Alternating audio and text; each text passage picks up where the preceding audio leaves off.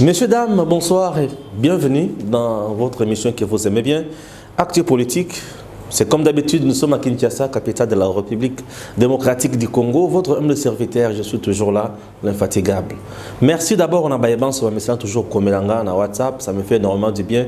Copé ça ma suggestion et consort. Aujourd'hui, dans le Belama Kambo, Oyobino, Bolibina Lobela, ça me fera du bien.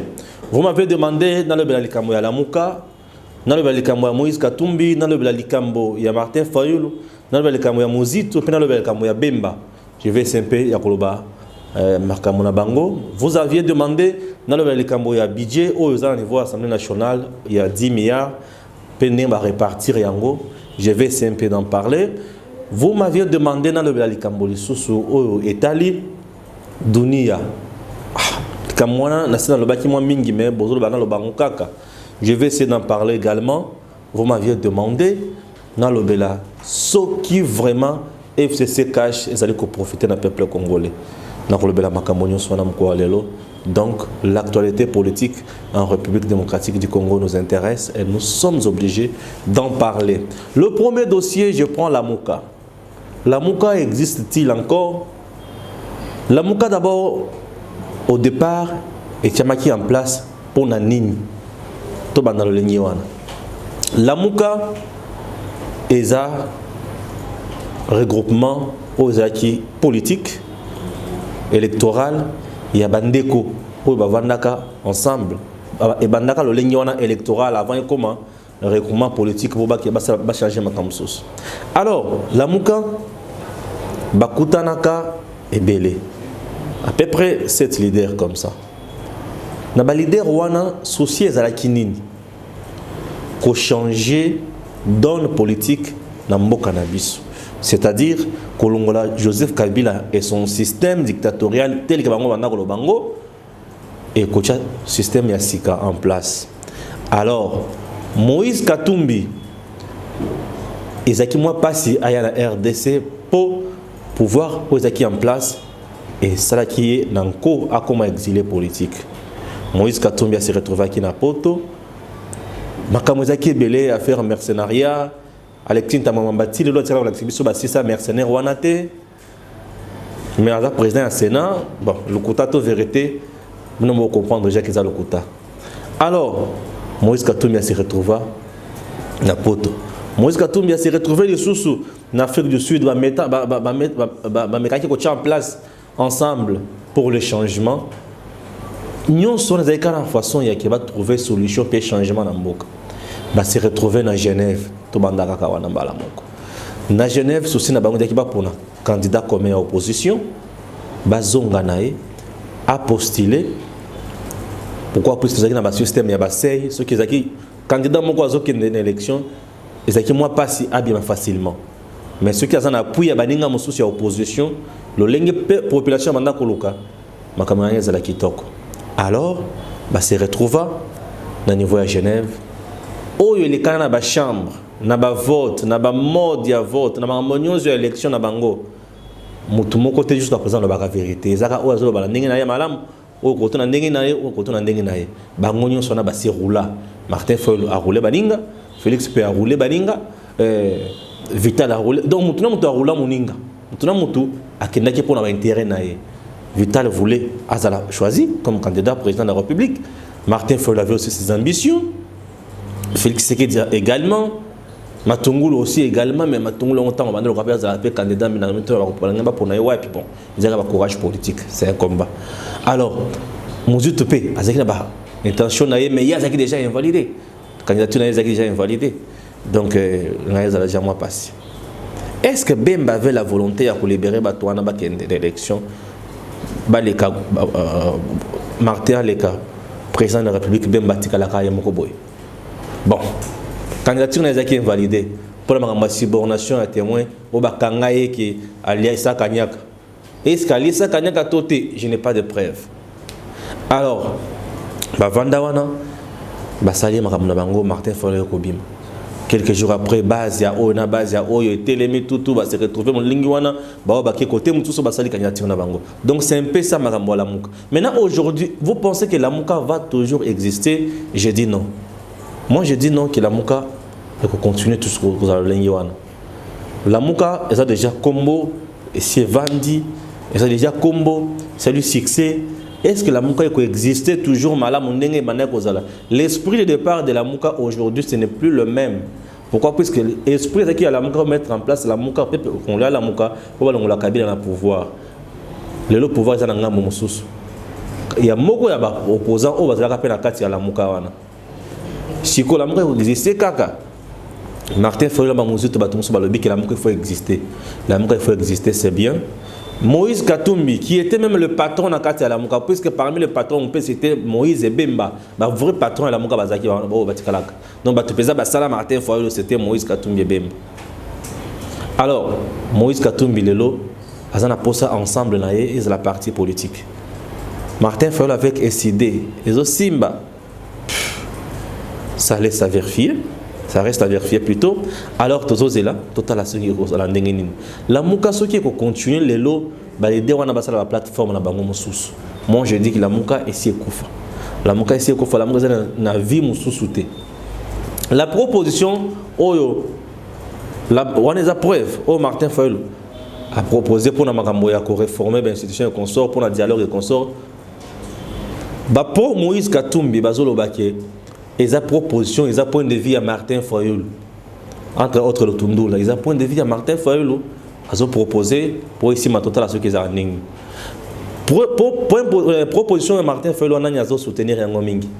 C'est Martin et Mouzito. Mouzito vous dit, ce qui Félix Andimi, qui tout ça la makambo oyo, malgré Azobo Kondia, président Martin Fayulu, de reconnaître le pouvoir na pays de la légitimité, c'est que quand on a besoin de les apôts, Fayulu na Mouzito va se retrouver, donc là on est encore se retrouver dans Senissa. Bali appelar kope kende liboso. Kope place comme ça kope alar. Est-ce que bazo sala makambo na pona intérêt ya ba Congolais nazo yebate. Nazo monate. Bazo sala pona intérêt na bango ba politiciens.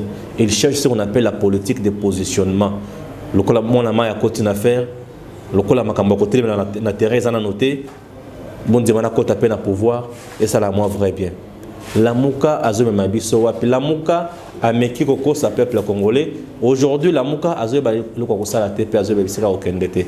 Mais que les leaders de la Mouka prennent conscience, mettent en place d'autres stratégies pour makambo simba. Est-ce que proposition Martin Fayulu, ce qui a qui dans un parlement, dans l'Assemblée nationale de Simba, puisqu'il est député national, et Simba te pour bateau baza kuna majoritaire, baza batu FCC na cash. FCC na cash bango ba oseper langote. Ce que Simbela wapi. Est-ce que la population de l'eau a sima Martin Fayulu pour asala ba marche pour proposition na yona et Simba? Je ne pense pas. Je ne pense pas. Vie ba donne aux sur terrain. Comme on a que Martin Fayulu ça marche que ba to soutenir ma réforme de l'institution et le lengiwana n'indimité. En tout cas, n'indimité. Mais je ne dis pas que c'est jamais, je ne dis pas que c'est impossible. Mais à la lire où vont les choses, je dis que c'est un peu difficile pour les Kamwana et si Mata se dit qu'il y a une stratégie. Donc, aujourd'hui, Martin Fayulu doit se préparer en conséquence pour 2023. Dans ma Soana, position, il y a MLC Zanini. MLC Nazoyo Kaete. Bemba sagesse moko banda outa CPI ezawa kozala sanate. Bemba lo bale so pampambate. O charmana bima lo barabo non. Ya CPI ezawa te plus de 12-10 ans la CPI. Avandi wana aolo belo mokote. Ce qui bemba lobby et loko muke à s'attaquer toujours à la mauvaise gouvernance. Alors nous ne pouvons plus piller Mboka. Mais essengeli tout soutenir Mboka pour être Mboka kendeli bosso. Donc Jean-Pierre Bemba en quelque sorte fait l'opposition républicaine. Puisque aujourd'hui le MLC Seba n'a poste y a rapporteur adjoint dans l'Assemblée nationale. Est-ce que Kosimba, puisque dans mon kuna muto ensemble, muto MLCP azoza la kuna, na batu mususu. Nanya kujiko le kakuna. Mais ngai na komona nina makambo ezo kendele. MLC akujiko Simba. Muto bango ko Simba dans l'Assemblée nationale. Pourquoi? Puisque Chérébin Okende aza muto Moïse Katumbi. Moïse Katumbi avec les gens du FCC et aussi Mbata Mokete. Ça, je vous dis. Botuna, le Tundu Lazole là, a raté commission kaka mais na poste là-bas il y a opposition mais harmonique a raté. Donc bato Moïse Katumbi bazo la paix mal vu na bato FCC pour na guerre na bango oyo bandaka depuis 2016. Alors na pe wana c'est un peu compliqué pour na batuya ensemble. Donc bolobina le bela skol kambo pour mususu ezali oyo etali budget ya mboka na biso. Eza 10 milliards.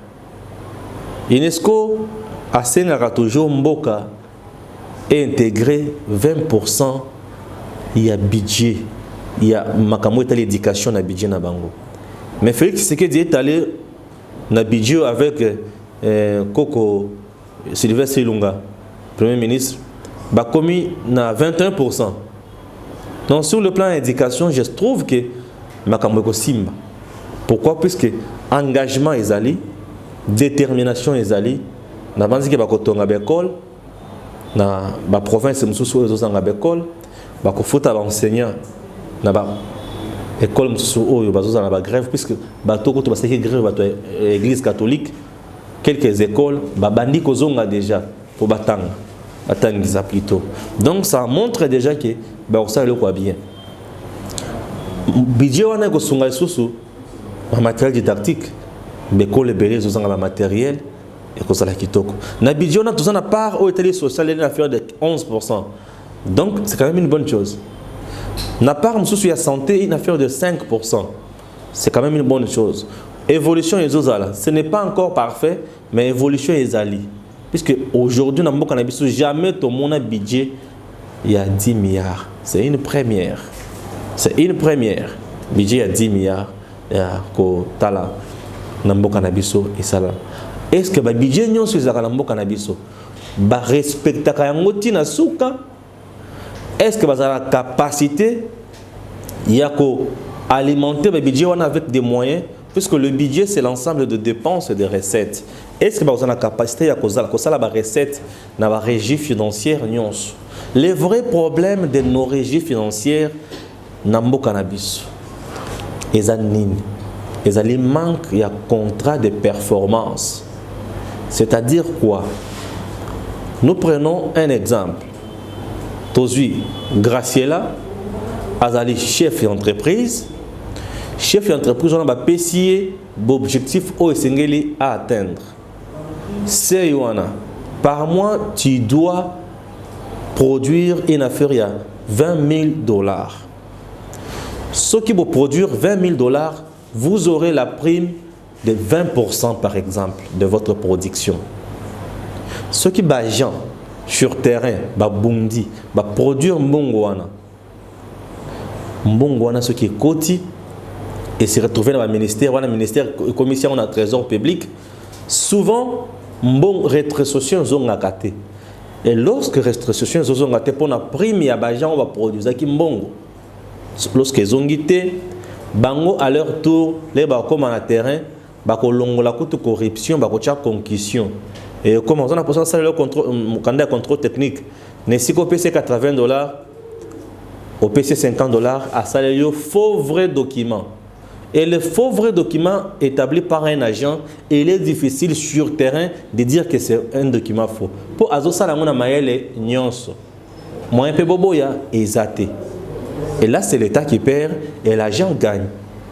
Et quand l'agent gagne comme ça, l'État perd, mboka ezo kwea.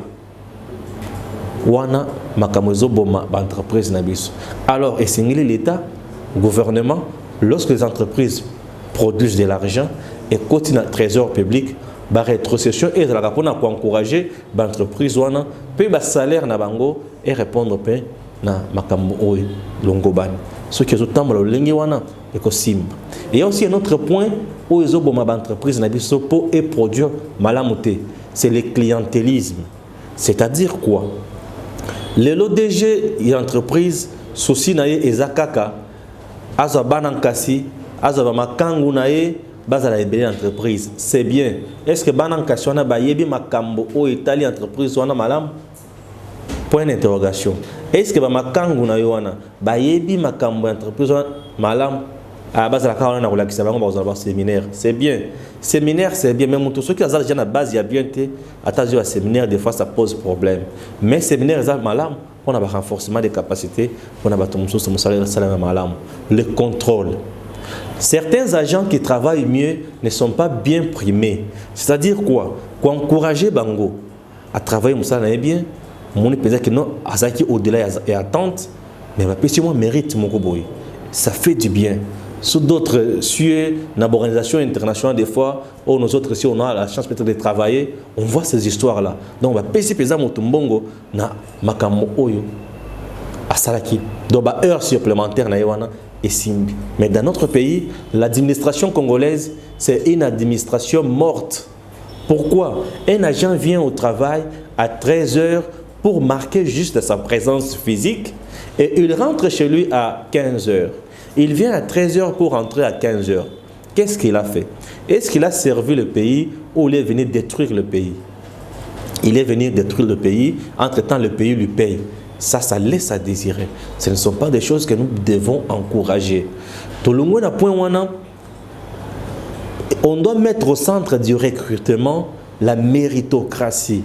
Il faut recruter les agents compétents dans poste. Mais aujourd'hui, dans notre pays, la compétence ne semble pas avoir sa place, mais c'est plus la recommandation à la parti politique. Il y a une coaching dans l'entreprise et Azawana, des militants dans MLC, dans PPRD, dans UDPS, combattant à se retrouver sur une entreprise. C'est pour donner quoi comme meilleur. Et vous avez toujours pamba na pamba. Et là, ça laisse encore à désirer. Ils ont fait ça. Mboka mbongote. Wana makamozo beba mingi koleka. Na lungu na point wana. Na kesiko na likambo. Oyo etali. Na mboka na biso lisusu très important. Ezali sanction. On ne sanctionne pas. On doit détourner mbongo. Atongi bimeuble. Assume ma pangwa danger. Ma balongoli kana musala. À se retrouver dans le non, on doit les suivre, les poursuivre. Aïbi, Bakangie, Batali qui Aïba qui combien? Non, Aïba qui $300 000. Ok. Et là, quoi comme bien autre, Yokoteka, pour la $300 000 raison. Azana boy, azana boy. Bake bazu, bamapangwana, bateki yango. Bazongi si mbongo ya mboka. Et zoni na trésor public. C'est quoi batuni mibeko? Mibeko, ceux qui m'ont détourné mbongo. Azana combien de jours en prison? Oh, il a 30 jours. Avant d'être en prison, 30 jours. Il a 1 mois. Avant de 1 mois, c'est 30 jours, oui. Il a 2 mois. Avant de 2 mois en prison. Ce sont des choses où il y a comme un mot en abisso, un épanouissement, une évolution. Mais ce que tous autres, il y a makamwana, malamoute, et vous allez moi passer. Affaire Dunia. On a le bilan des sous. J'avais parlé de ces dossiers l'autre fois. Mais le collaborateur, il y a le bilan des sous. Bon, je vous respecte beaucoup, je suis là, votre serviteur, je ne peux que le faire. Dunia a le bilan boy, que pour naïe, avant d'être Joseph, aux autres qui pouvoir pour naïe, Joseph a le bilan, non, je dois laisser le pouvoir pour notre Moussoussou à remplacer le consort. Mais Dunia a le bilan, non, mon conduit. On a aussi pris la décision à la tête, au côté pour consulter, mais c'est tout ça pour soutenir. Ça c'est de 1. De 2, que si Félix Tshisekedi Azawana, ce n'est pas par la volonté de la CENI, mais c'est par la volonté de Joseph Kabila. Entre-temps, il y a une pression et comme il à se dédire les sources. Oh non, moi je dois changer de contexte. Non, c'est un menteur. Tu dois changer de contexte. Il a subi des pressions. Il y a une je me pose mille et une questions. Donc, élection en 2006, Joseph Aleka quitté, c'est que Zaki Bemba, si je comprends bien. Pour y aller kakakate, c'est que Zaki Bemba y est kaki. Il y a 2011, c'est que Zaki Tshisekedi Etienne. Maintenant en 2018, c'est Joseph Nemtoache monte volonté naïe. Ce que Joseph Nemtoache na volonté naïe, c'est qu'à violer la Constitution. Il y a un droit dans la Constitution où les autres va voter. Tant que vous voter, vous allez voir na bango bois qui na mai au chemuto oyo linki. C'est qui viole la Constitution. Donc, Dunia lokola zana l'information malam. Et c'est un PGR à saisir dossier, à se saisir le dossier wana. Est-ce qu'à ça l'ango d'abord? Et ça et l'état de droit à ce moment-là devient un état de droit de complaisance. Bato bazana ba information o isingeli l'état landela malamu ce qui vérité ezalaki mais azo landela te. Et là et ça ezozala ki tokote. Dunia balobi ke bango baza bato sakamebe ko et consort. Constitution ezopesa 2 mandats non renouvelables na chef de l'état. Mais yazo barke ozolo on a pouvoir pour il faut ozala candidat toujours. Donc constitution pour la bango bana le bango le comme côté. Ça prouve à substance que Joseph Kabila n'a pas 15 personnes. Elle était entourée des gens. On a un professeur, il y a trépatuer la constitution. Un professeur qui a un diplôme pour violer la constitution. Un professeur qui ici pour un il y a un bozoba. Il y a un mokolo penza boy, il y a un candidat. Donc c'est comme qui dirait que il y a un mérité. Mais aujourd'hui, un politicien peu leader, non. Il y a des gens qui ne peuvent plus prendre la parole dans ces pays. Pour moi, tout le temps, on a base beaucoup. Quel fainéantisme! Base Betty beaucoup. Raison pour laquelle on a le parti politique, on a un parti de mon côté. Pour nous, on a un parti politique dans la RDCT. Ils ont une boutique commerciale sur le plan politique. Nous avons un parti. Ils ont un président lobby, il y a un lobby. Ce qui est un lobby, donc c'est ça. Quand le président dépense son argent, quand il est là, oui. Quand il n'est pas là, là, la RDC va partir exaté. Nous devons créer d'autres courants politiques en RDC pour changer la façon de gérer le pays. Puisque, aussi longtemps que vous avez un bateau, vous avez un parti politique. Et nous avons des intellectuels du système et non des intelligences qui peuvent changer les données sur le plan politique. Pour moi, cannabis, ça a toujours des cinq. Et ça laisse à désirer. Ça frise en quelque sorte. Et ça n'a pas si mingi kolika. Alors, ce sont des choses oyo tozo telemela mingi. Ce sont des choses oyo tozo détester. Ce sont des choses oyo tozo encourager à ta mokolo mokoté. FCC cache dernier point. Ils ont profité nani concrètement. Ah oui, c'est une question que j'ai beaucoup aimée de la part de Sylvain depuis Canada. Merci, voilà. Je n'ai pas oublié M. Sylvain. M. Sylvain m'a posé la question de savoir FCC cache coalition, ils ont profité na nani, na peuple congolais, na Félix, to na Kabila. Ah oui. Ha. Mon frère Sylvain, FCC cache. Moi, Stéphane, je n'ai jamais été pour cette alliance. Cette alliance, dans le Barakezo, profité de Joseph Kabila na Kabila et Moko. L'alliance FCC cache ne profite pas au peuple congolais. Pour l'anime. Au regard, il y a Babavir, Oyo et Salemi sous régime ya Joseph. Kota la FCC cache, kota la batona lelo bazana arrogance ou bazana ngona mboka. Ndenge bazola kisa batuke bango bazana gestion malamu. Wana eza pasi mingi. Oh bazala ki batu héroyo, bazala défendre ba cours de tribunaux bazo samba pona ko justifier ba mbongo bazala kanango. Ba bien au bazala kanango.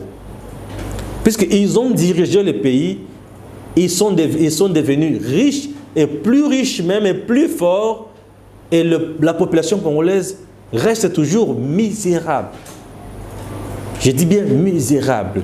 Les fonctionnaires congolais restent toujours misérables. Ils croupissent toujours dans leur profond malheur. Nazoïb sabino ke nambo kanabiso mutusoki azid nyongwali panatongo ya 400 francs.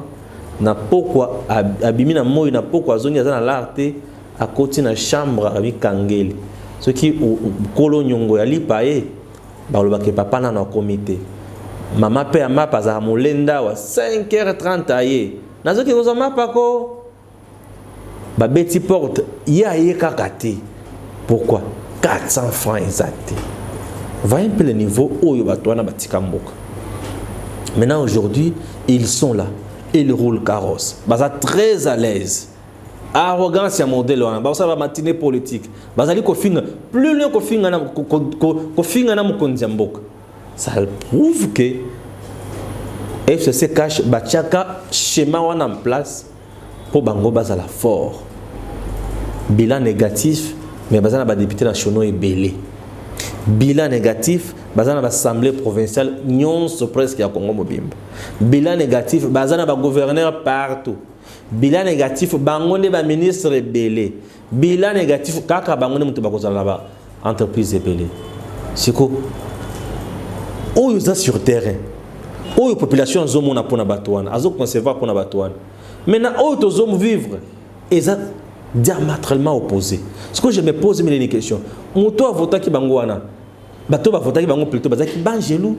Bazaki retraite, to bazaki bato normal.